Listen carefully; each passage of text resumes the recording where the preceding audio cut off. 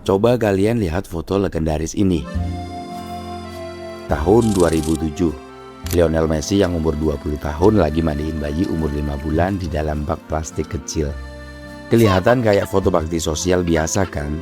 Tapi jujur aja, di dunia ini mana ada sih kebetulan yang segila ini?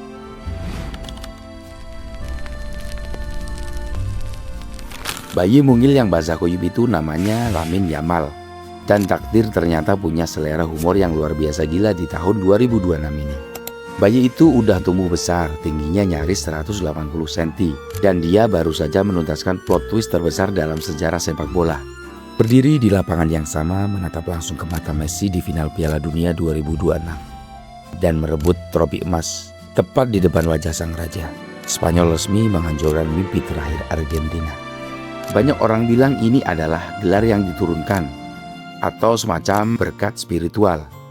Tapi buat gue itu omong kosong doang bro. Takdir gak bekerja semurah itu.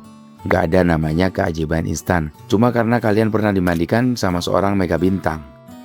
Di video kali ini kita gak bakal bahas taktik sepak bola. Kita bakal bahas tentang cara ngebungkam takdir pakai pembuktian.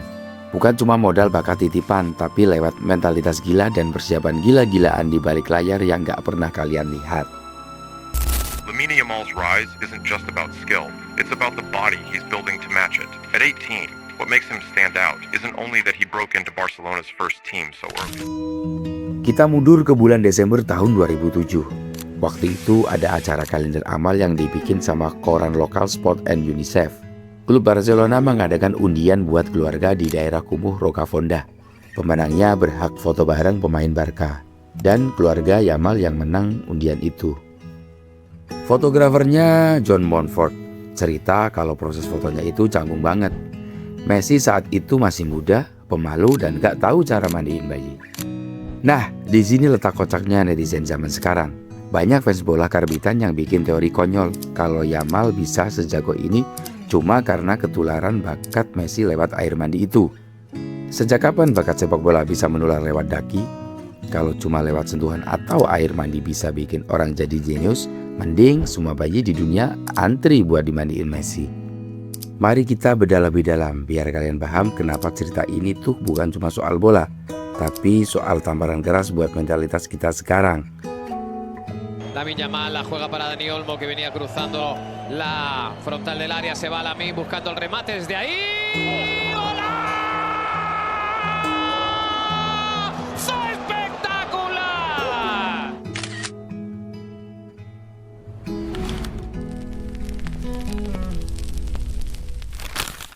Coba kalian bandingkan latar belakang dua orang ini. Lionel Messi itu tumbuh di Rosario, Argentina. Dia punya masalah hormon pertumbuhan. Tapi dia diselamatkan oleh klub kaya sebesar Barcelona yang membiayai pengobatannya sejak kecil. Bisa dibilang jalan Messi itu jalan seorang pangeran pilihan yang dipoles di fasilitas terbaik dunia sejak dini. Sedangkan Lamine Yamal, dia lahir di Rocafonda, Mataró. Buat kalian yang belum tahu, ini adalah salah satu daerah yang tingkat kriminalitas dan kemiskinan tertinggi di Catalonia. Mayoritas penduduknya imigran kelas pekerja yang berjuang cuma buat makan besok. Ayahnya Yamal itu kerja serabutan, ibunya kerja di toko kelontong. Di lingkungan kayak begitu, anak muda punya dua pilihan. Terjerumus ke dunia jalanan yang gelap atau pakai bakatnya buat jadi tiket keluar dari kemiskinan. Lamine Nasraoui juga al Barça. Yamal memilih jalan kedua. Setiap kali dia mencetak gol, dia selalu pamer selebrasi jari membentuk angka 304. Banyak orang mengira itu kode taktik. Padahal bukan. 304 itu adalah 3 digit terakhir dari kode pos Rocafonda daerah kumuhnya. Dia sengaja pamerin itu ke seluruh dunia, seolah dia mau teriak, gue anak imigran dari daerah yang kalian hina, dan sekarang gue nguasai dunia. Dan itu bukan sekedar bualan. Darah Maroko dari ayahnya dan Guinea Khatulistiwa dari ibunya mengalir bersama kerasnya jalanan beton Rocafonda. Disinilah poin motivasinya. Yamal gak tumbuh manja di dalam istana. Dia dibesarkan di lingkungan rawan dimana kalau lu gak kuat lu bakal kegilas. Makanya jangan naif. Sentuhan Messi di bak mandi itu gak bakal ada artinya kalau Yamal gak menghabiskan ribuan jam nangis, keringatan, dan berdarah-darah di lapangan latihan La Masia. Seiring berjalannya waktu, foto itu terkubur dan dilupakan. Yamal tumbuh besar dengan satu idola di kepalanya. Ya, pemuda yang dulu mandiin dia, Lionel Messi. Tapi alih-alih cuma jadi fans yang minta tanda tangan, Yamal memilih cara yang lebih ekstrim untuk menghormati idolanya. Dia menghancurkan rekor-rekornya. Di usia belasan tahun, saat anak-anak seumurannya mungkin masih pusing mikirin tugas sekolah atau main game, Yamal udah debut di tim utama Barcelona. Dia memecahkan rekor sebagai pencetak gol termuda, asis termuda, sampai akhirnya memimpin timnas Spanyol menembus Piala Dunia 2026 ini. Coba kalian pikir, di umur 18 tahun 11 bulan, dia mencetak gol pertamanya di Piala Dunia memakai nomor punggung 19. Sama persis dengan usia dan nomor punggung Messi saat mencetak gol Piala Dunia pertamanya di tahun 2006. Ini nih yang mau gue sampaikan ke kalian yang lagi berjuang di luar sana. Kadang mentor atau idola terbaikmu bukan untuk ditonton jalannya, tapi untuk dilompati pencapaiannya. Banyak orang gagal berkembang karena mereka terlalu mendewakan idola mereka sampai merasa nggak layak sejajar. Yamal nggak gitu. Dia menghormati Messi, tapi di atas lapangan dia mau membuktikan kalau era Messi udah habis.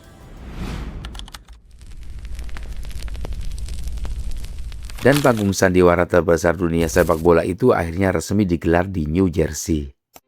Lionel Messi yang udah umur 39 tahun memimpin Argentina untuk mempertahankan gelar juara dunia mereka. Di seberangnya ada Lamine Yamal, pemuda 19 tahun yang siap merebut tahta itu. Tahukah kalian fakta yang bikin otak agak traveling? Umur Messi sekarang itu 39 tahun. Sedangkan ayah kandungnya Lamine Yamal itu baru berumur 35 tahun.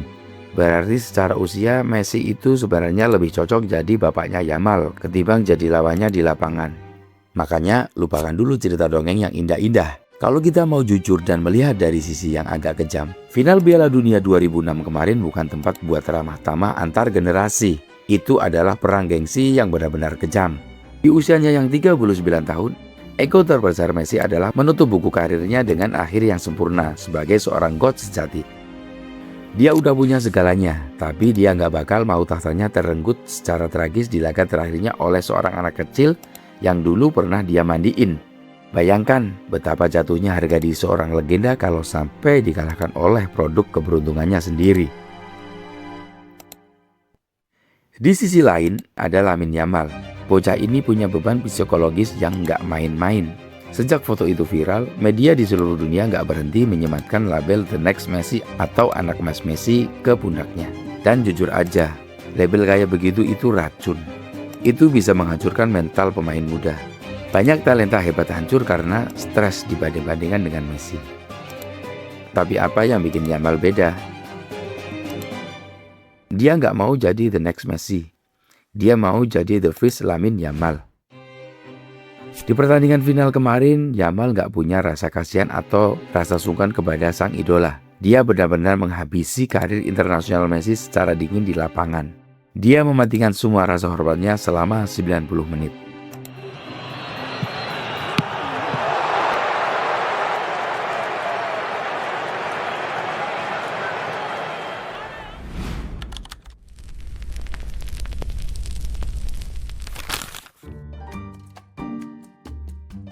Tapi jujur aja, jalan Yamal menuju final ini nggak semulus yang kalian lihat di layar kaca. Jagat media sosial sempat dibuat panik setengah mati. Foto-foto Yamal latihan terpisah dengan paha kiri di bebat perban tebal bocor ke publik. Banyak pengamat bilang, bocah 19 tahun ini udah kehabisan bensin akibat dihajar fisik habis-habisan sama bek lawan sejak fase grup. Meskipun pelatih Spanyol Luis de la Fuente buru-buru klarifikasi kalau itu cuma pencegahan dan manajemen kelelahan otot. Mari kita bicara jujur. Tekanan mental menahan rasa sakit di turnamen sebesar ini ditambah harus mengemban ekspektasi seluruh dunia buat meruntuhkan singgasana Messi itu. Beratnya minta ampun. Banyak pemain senior yang mentalnya langsung ambruk di posisi kayak gini. Tapi tahu nggak apa yang bikin mental bocah Rocafonda ini di luar nalar? Di tengah ketegangan cedera dan teror mental final, Yamal malah sempat-sempatnya bikin taruhan konyol bareng Cucurella. Cucurella berjanji bakal bikin tato wajah pelatih mereka kalau Spanyol juara. Sedangkan Lamine Yamal dia janji bakal numbuhin jenggot dan kumis tebal selama 3 minggu penuh kalau berhasil ngangkat trofi Piala Dunia. Luar biasa kan? Di saat jutaan fans Spanyol lagi jantungnya nungguin kondisi bahannya, si bocah malah mikirin gaya jenggot. Ini bukti kalau Yamal itu punya jenis mentalitas yang berbeda.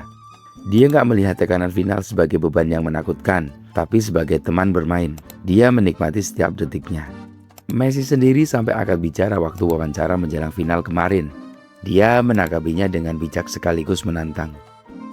Foto itu luar biasa. Luar biasa melihat bayi yang dulu saya foto bersamanya kini ada di final Piala Dunia melawan saya.